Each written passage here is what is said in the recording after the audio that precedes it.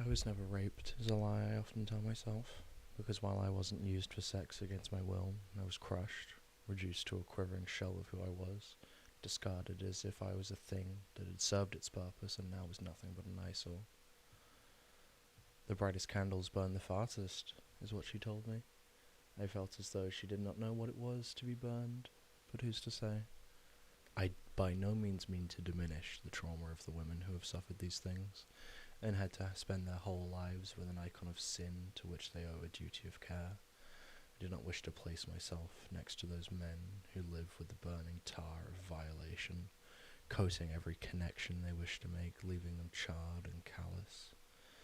I never let myself be a victim, despite my frequent victimization. Victim of crime, victim of abuse, of neglect, rejection, revolt, disdain, hate. Men aren't victims, so I must not be a man. Next time I'm a victim, it better kill me. December 26th, 2004, 7:58.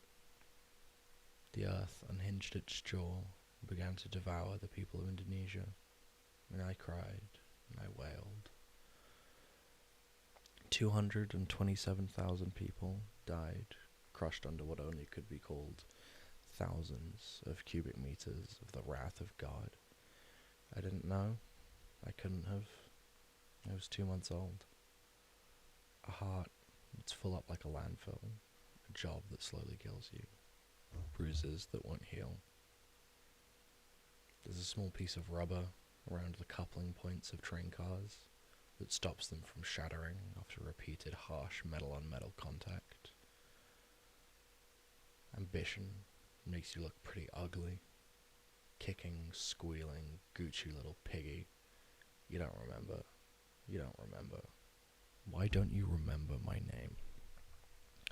Thundering engine, clutching at the idolatry carriage, dragging it, bumping it, scraping it for miles and miles and miles, and years, at every moment wanting to pull away from one another and escape, for the engine to finally go as fast as it can, and the carriage to lie still until it is old and reduced to dust.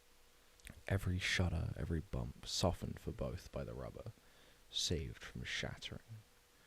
The rubber that facilitates the coupling, but will one day degrade itself far sooner than the engine, far sooner than the carriage.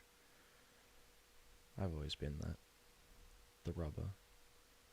Shock absorption. Degraded. A vacuum cleaner could have killed me. Safety razor might have seen my last moments. How painfully fucking mundane. Simple things seem as though they could never touch a human life, as if we are too grand, above it all.